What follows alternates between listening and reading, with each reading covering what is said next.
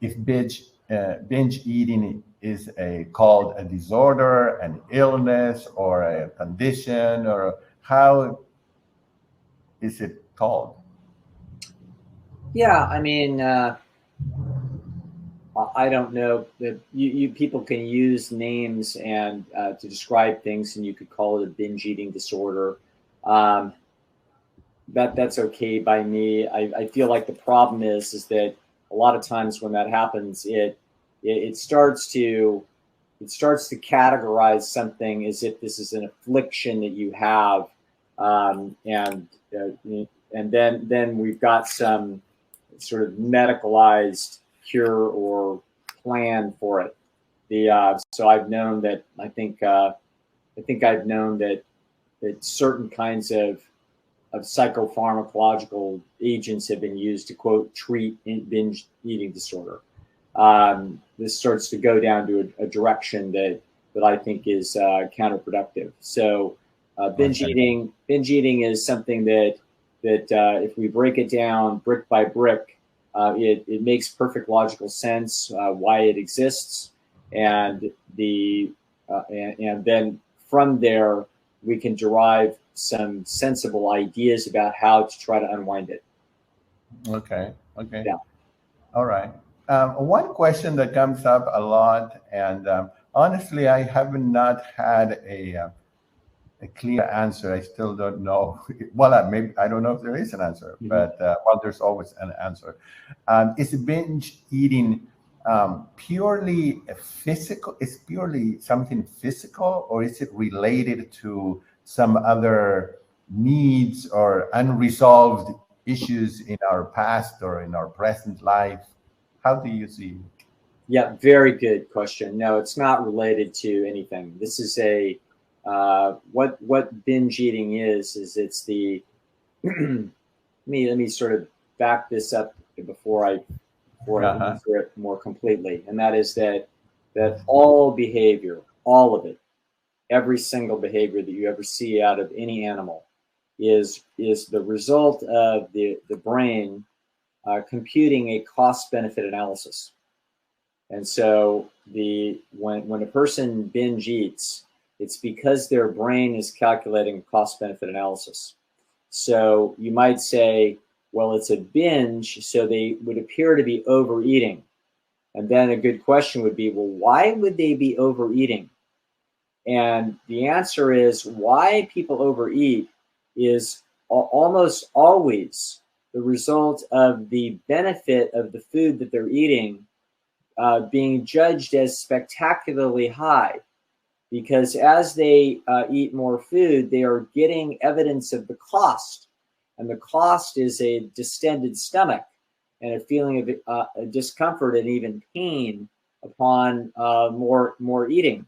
So the question is, why on earth would the organism continue to eat? What benefit could they be seeking that would be worth the cost?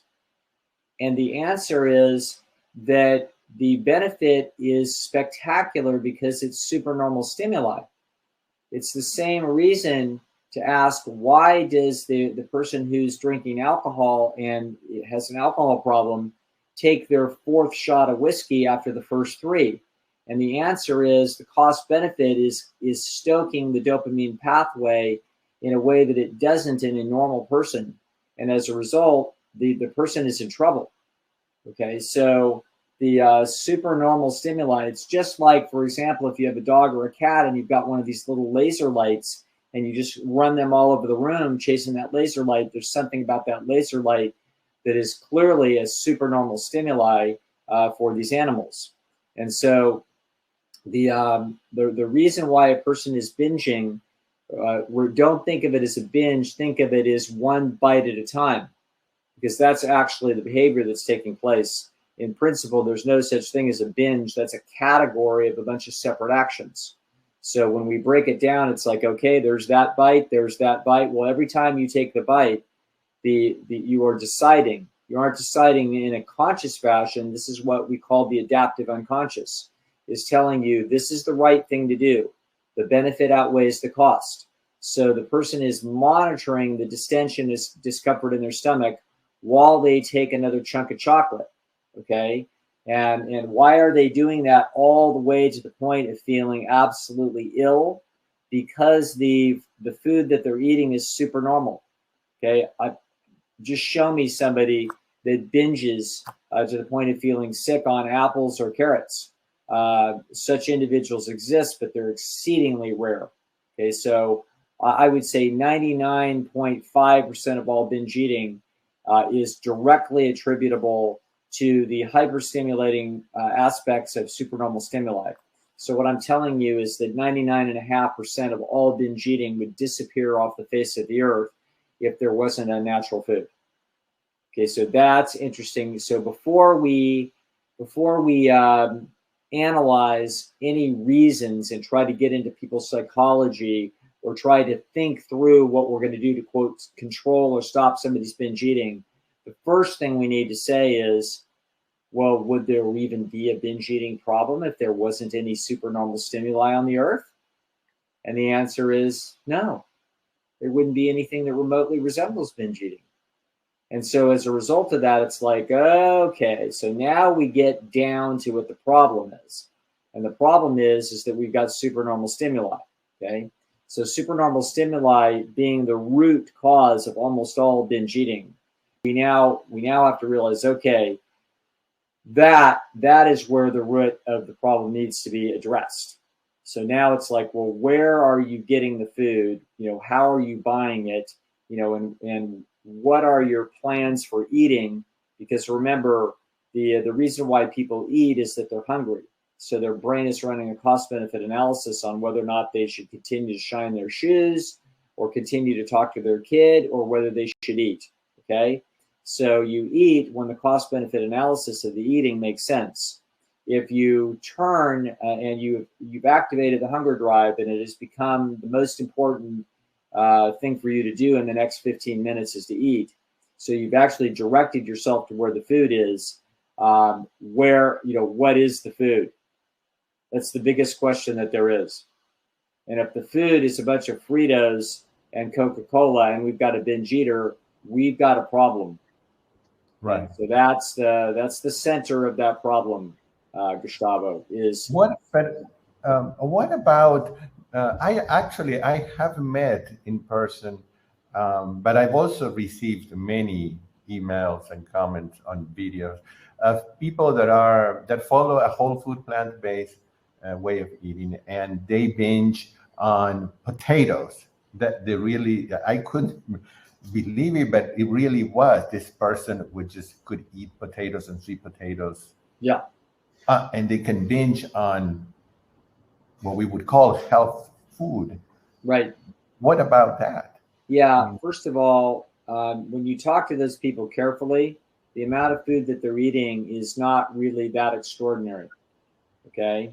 So Okay. it's not, they're not eating 3,000 calories the way that somebody's eating 3,000 calories of crackers, bread, chocolate, and candy. Okay. Or cookies. Okay. So ice cream.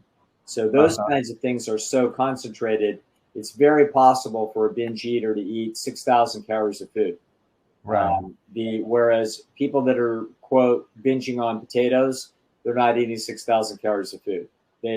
Maybe they eat 1,000 calories. Maybe they eat 3 pounds of potatoes, and they feel way distended.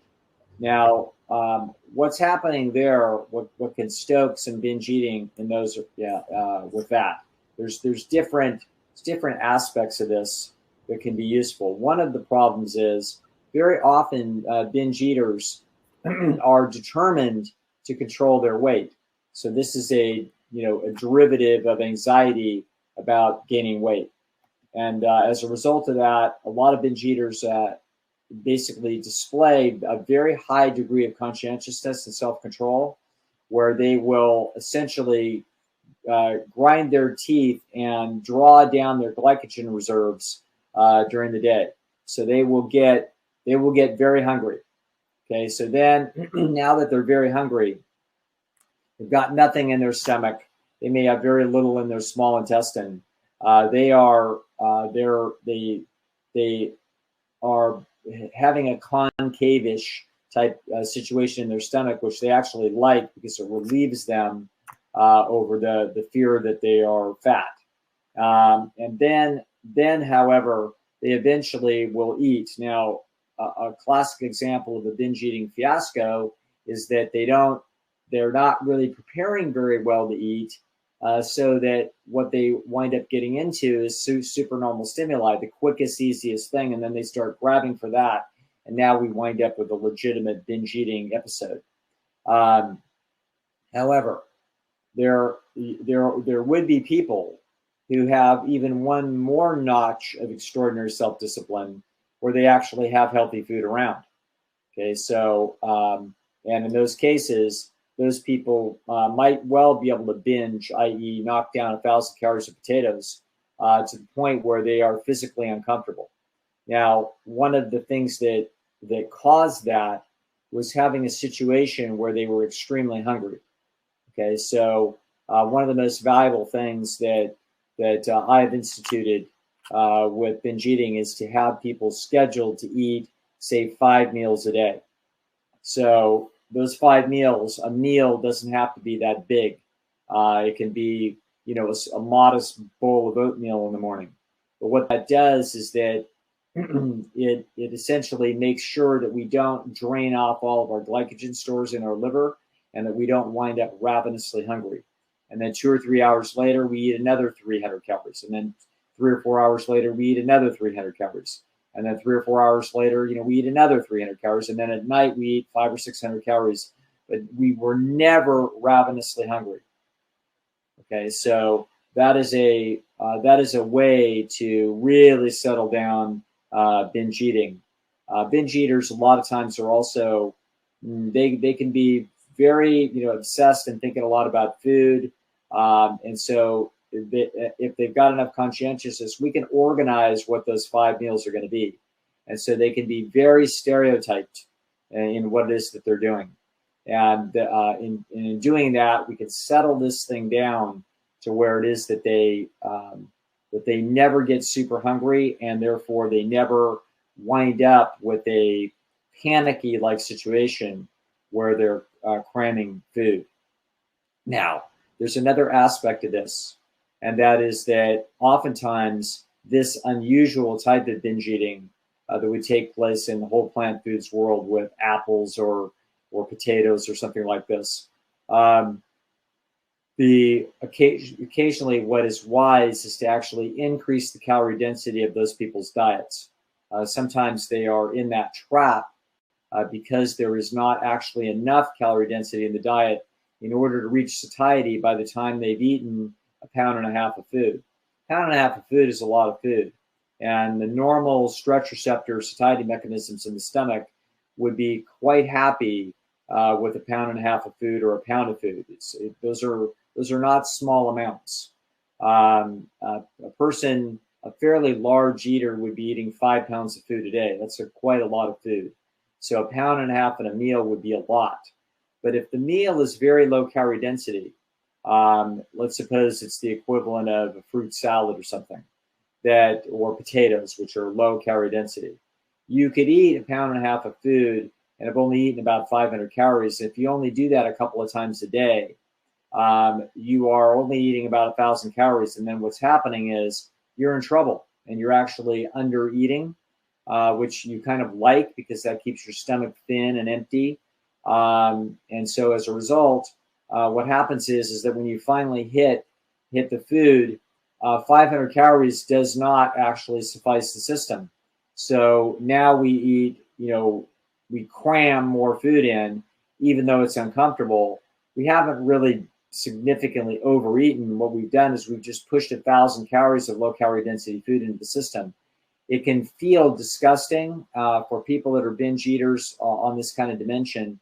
They can be so sensitive to the fact that their stomach is now sort of unnaturally pooched out, and they have a great deal of anxiety about their stomach in terms of their appearance. So it looks fat, even though all it is it's a bunch of potatoes in your stomach. And as a result, that can be pretty demoralizing and pretty upsetting. So that's why one of the things, I have a person that I refer a lot of binge eating too. Her name is Justina Fries. She's in Germany. She's a young lady who battled this for 15 years and then has come up with a series of excellent exercises and solutions to help others. Justina will encourage people to eat modest amounts of higher calorie density foods along with their low calorie dense, wet carbohydrate, along with McDougalish carbohydrate. If you do that, then you don't have to put so much food in the stomach in order to start reaching satiety. And if we do that at regular intervals where we're not getting ravenously hungry, then the person's eating life can level out. And so you can hit a sort of a stereotyped groove where we're doing very similar things day to day, and we can leave behind this sort of really disruptive, unusual cycle. Those are for our healthy eaters. For our unhealthy eaters, we have to tell you, you have to plan to have healthy food around multiple times a day, and we've got to eat it before you starve yourself into a rage, at which point then we go start grabbing for the richest food in the environment, and then we wind up with a 3,000 or 4,000 or 5,000 calorie pound binge. So these are the tools that we use, and we have to be patient, and we have to use little mental gymnastics and tricks and get people to run experiments. But there is a way out of this mess. There is a way out, and like you said, you have to be patient. It's not something that overnight will disappear. Or am I wrong? Right. This is why I have people work with Justina, because Justina is used to taking people across a sequence that may last a couple of months, where they need support, where we tweak the system, and run little miniature experiments and learn as we go what will work for you. So if you go to my website at esteemdynamics.com, you'll see not only Jen and I, which we talk about everything with people, but Justina is specifically a binge eating specialist, and that's we like to direct people to her because she's very patient and very good at working with that problem. Okay, all right. And I'm just typing here for people to see it. Your website is steamdynamics.com. Good. Let me see. Yeah, okay. And so, Dr. Lyle, just to be clear, when you have a patient with binge eating, you don't dwell then on emotional issues okay. No. Zero. This is a now people may be puzzled because remember, there's what's driving a lot of this pattern, not everyone, but what's driving a lot of this pattern is essentially a restriction and then explosion oscillation. And the restriction, in other words, the determination to not eat, is an eating disordered process. And then people want to try to figure out, well, what was the cause of the eating disordered process? And the cause of the eating disordered process is generally a hyper-conscientious female who's worried about her appearance. So and then we say, well, where did that come from? And the answer is an interface between a highly conscientious, sensitive personality and the modern world. As a young woman starts to simply, as she's eating to satiety on the food of her environment, she starts to get fat as a teenager. And a lot of times, I can't tell you how many of these women will tell me that they weren't even really thinking about it until somebody mentioned it.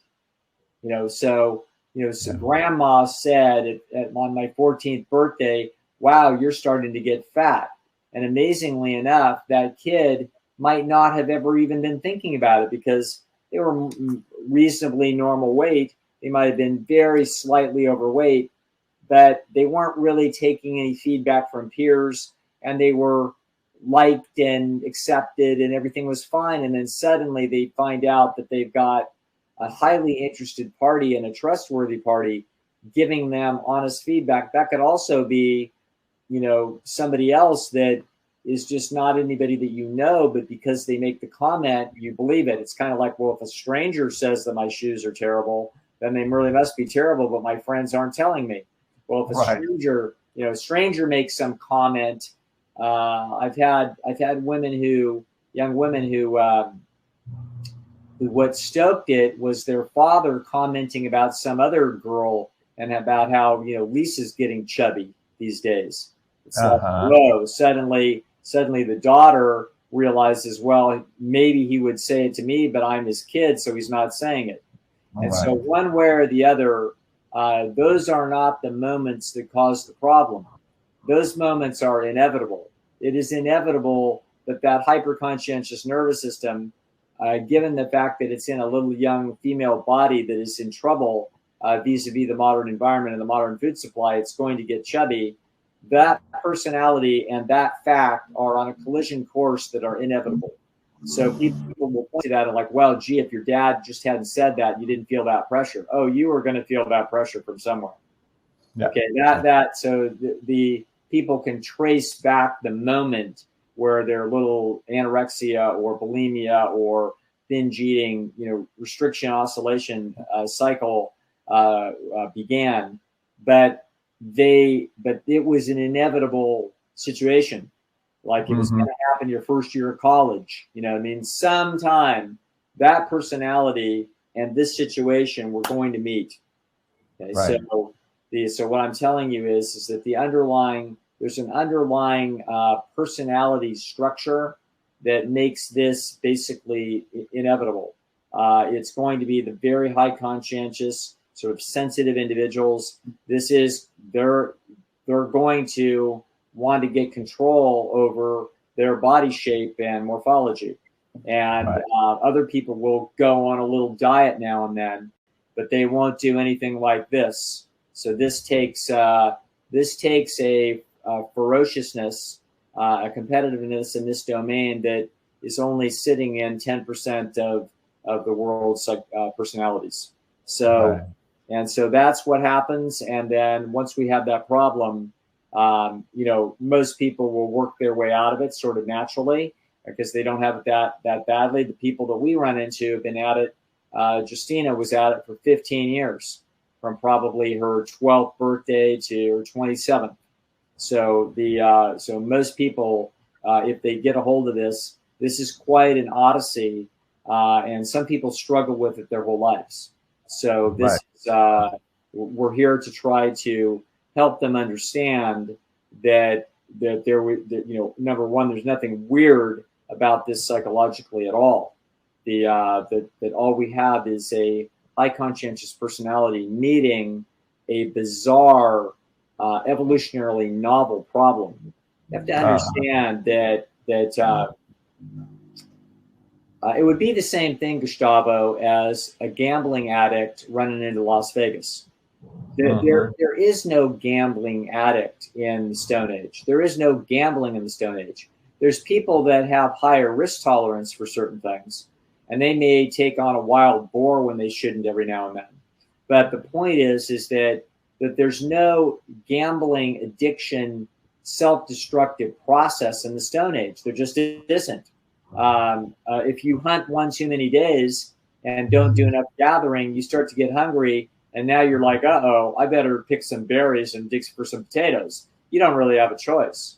And so the gambling is self-limited by your environmental opportunities for gambling. Modern environment, you throw that person into Las Vegas and we have a disaster.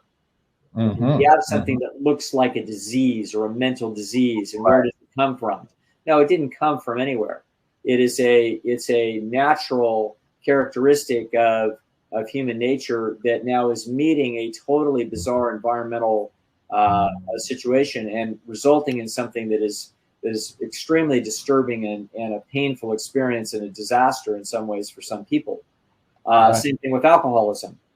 There's nothing wrong with a person who's an alcoholic. There is a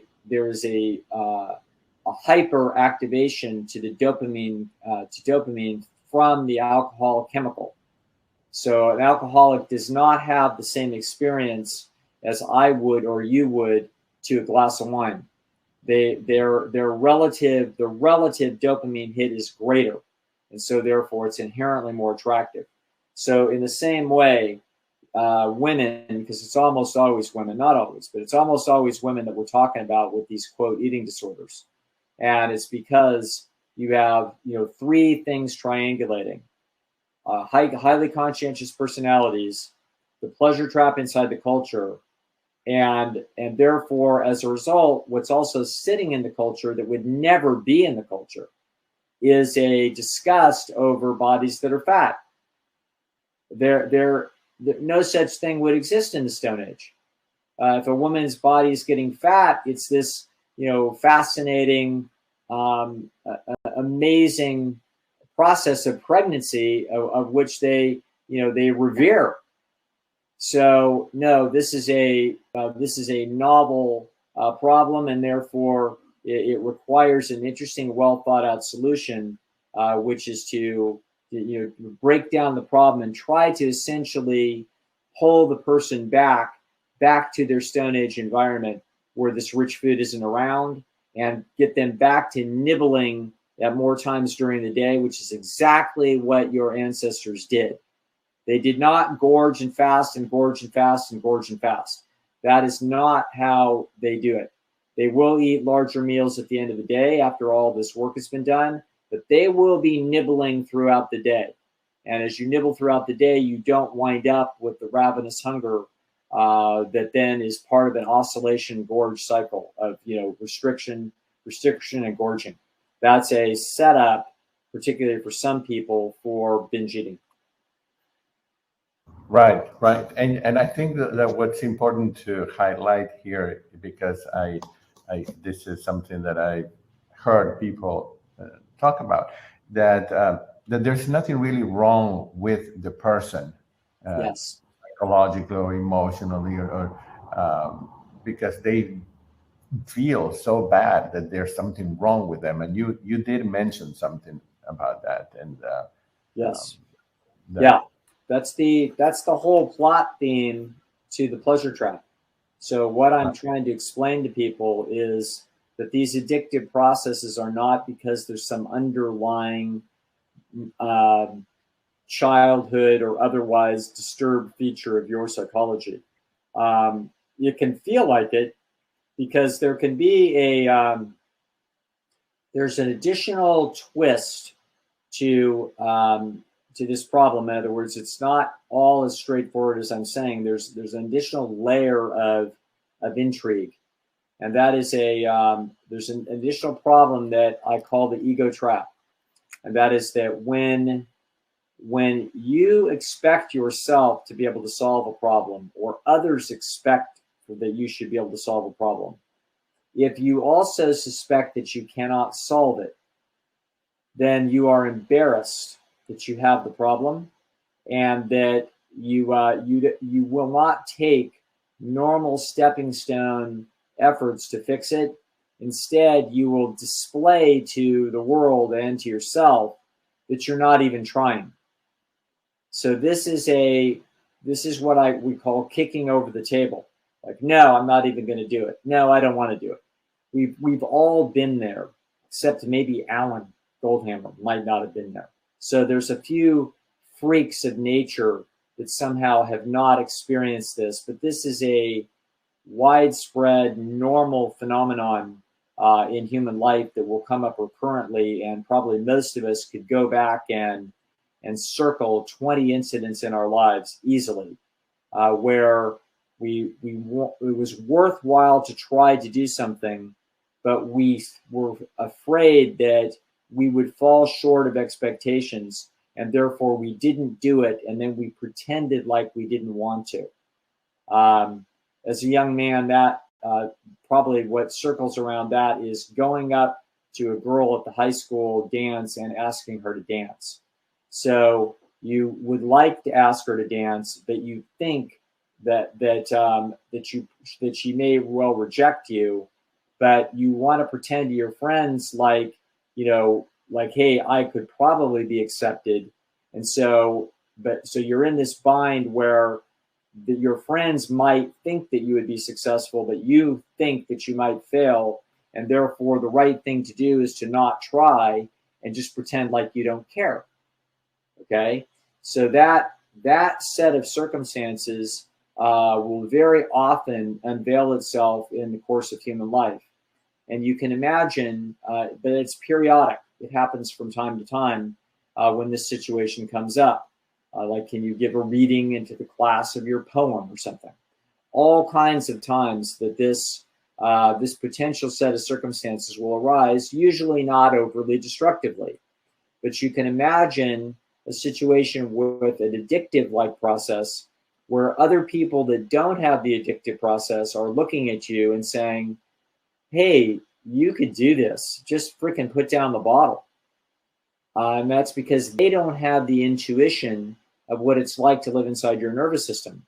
You can imagine a mother with her daughter who is binging and purging, or binging or anorexia, or having some genre of an eating crisis, and the mother doesn't have the problem. And the mother's like, well, just do this, Betsy. Just do this. Just be reasonable. Do this, this, this, and it's not a problem. It's like, oh, okay, that mom does not have intuition that her daughter is battling something that is alien to the mom's psychology. And so as a result, the daughter then gets the feedback that is expected that she should be able to defeat the problem. Now, when she knows that she has tried and cannot defeat the problem, at that point, there becomes added incentive to basically signal that I'm not even trying to beat the problem. Okay, so this now feels very deep and psychological and destructive and dark, and people look into very dark places to try to find out why it is that this process is happening. And Freud looked all the way to the death instinct. In other words, that we came from inorganic matter. We're going back to inorganic matter. So, we must have a desire to kill ourselves. All right, well, it's not bad for 1925 or whenever the heck he was trying to dream this up, try to figure it out. But when we look at self-destructive behavior today, we can look at it through a very different lens. And the lens is, it must be attempting to try to solve an adaptive problem. Okay, so it's like, and so we look at gambling and we realize, okay, that's not a self-destructive urge. That's an urge to try to get a spectacular deal where 1 minute of my effort might be worth a year of savings. And there's a lure there, and most of us can compute, whoa, that's scary and dangerous, because you're also going to lose 2 weeks of your money as you take a 30-to-1 shot on a roulette wheel. And so most of us realize, whoa, I don't want to lose 2 weeks of my salary and hope that I make a year. But you can see that someone else says, well, I saw somebody else do it. And wow. And so as a result, certain nervous systems are more comfortable with that situation. Well, a lot of people, women in particular, are not comfortable walking around with 8 or 10 extra pounds on their 17th birthday. And they are, many of them aren't uncomfortable, but a whole bunch of them are like, oh, well, my boyfriend likes me anyway. What do I care? I'm mad that he looks at some pretty thin waitress, but that, oh, well. So in other words, such is life. And they're not devastated over it. Okay. But there are going to be people that are.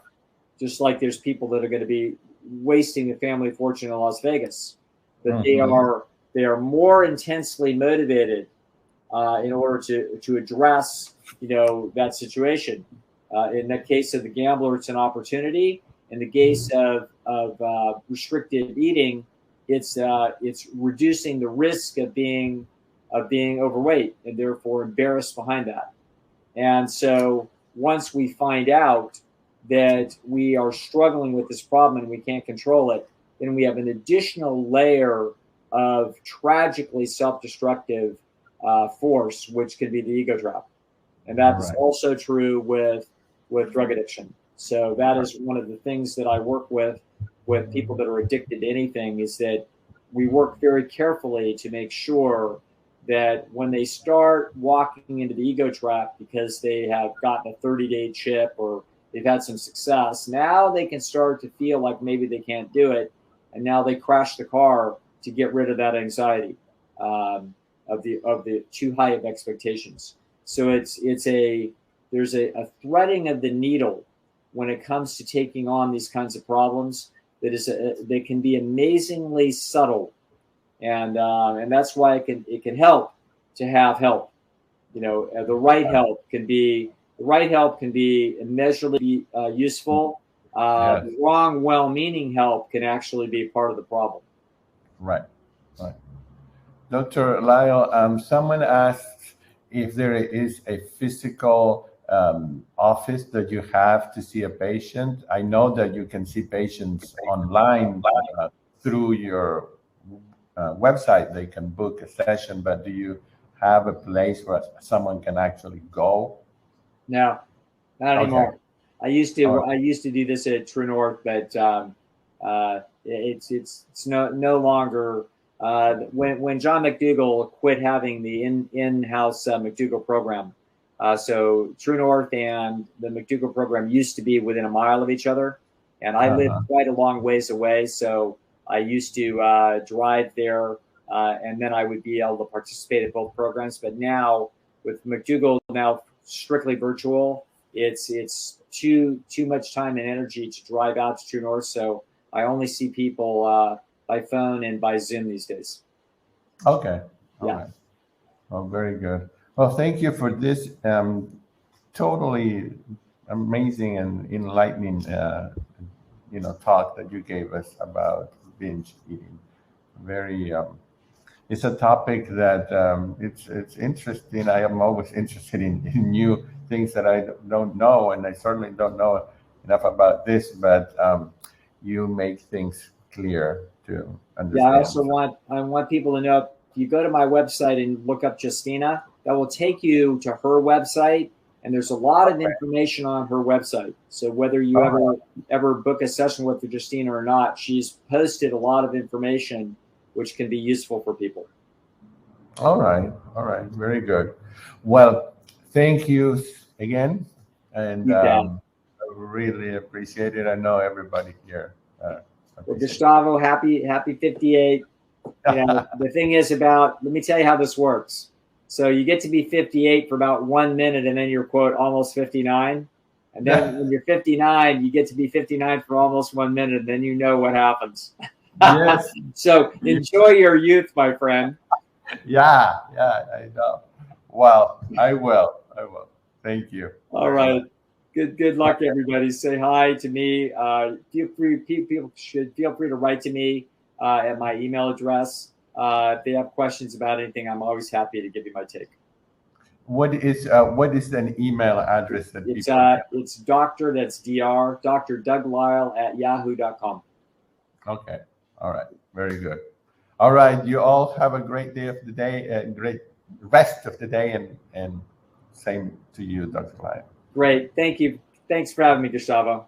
No, thank you. All right. We'll see you soon. Bye.